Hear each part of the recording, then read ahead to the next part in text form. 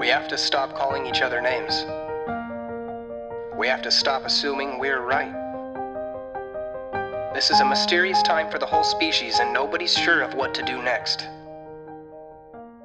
The younger generations are not dumb. In fact, we grew up with more diversity, more science, and more knowledge than any past generation. The knowledge from previous generations has been sifted, condensed, and spoon-fed to us. We're starting to get it. We grew up with a live connection to more cultures, more religions, and more ideas than any generation in human history. Be careful when you call us dumb. Now look, you can't rule something out just because humans have failed it in the past. We've failed a lot of things in the past. You'd have to rule out fiat currency. That's money. As every single one has not only failed, they've been the cause of many empires crumbling. If we based our future on things we failed, we'd have to do away with things like marriage, government, religion. Most civilizations have failed. The truth is, it's not what system we use, it's how we use it. A dictator wouldn't be so bad if they were empathetic and efficient while stimulating competition and innovation and general growth. You've heard it, communism works great and would be ideal if humans didn't suck. This free market capitalistic system has been great, but it's brand new. It hasn't had time to show you its underbelly, but it's starting to roll over. Monopoly is great in the beginning when we're all buying and selling and paying each other and having fun, but how does it end? One player wins. Corporations are like galaxies. They don't get smaller. They simply merge and acquire each other, growing larger and larger.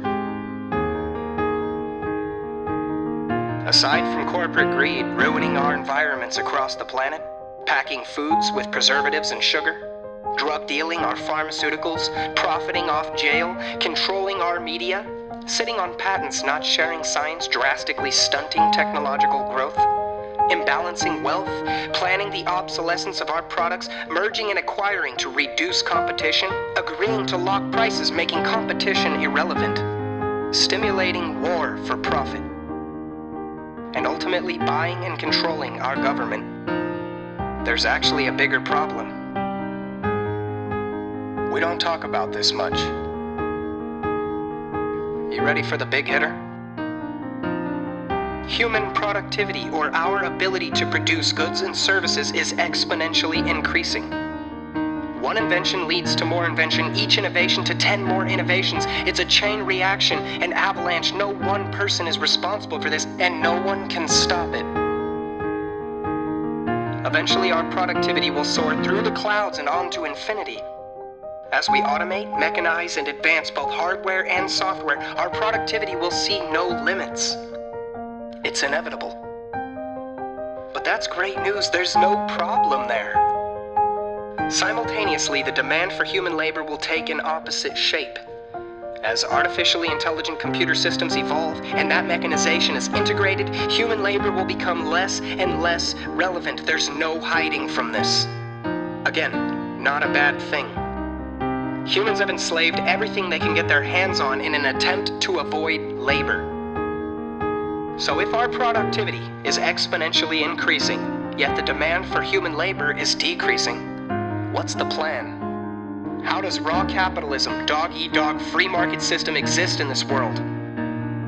What you'll see is a more accentuated version of what you see now in our wealth gaps. A very extreme version of what you already thought was extreme will exist. And all this infinite productivity, all this infinite profit, will fall into the hands of a small group of infinitely wealthy people who do very little work. Now, if they can share the profits that we and our ancestors began, maybe we can get back to doing what we're supposed to do. Parenting, educating, innovating, being diplomats. Maybe we can do what we do best, art and entertainment. The biggest misconception is that people only work for money.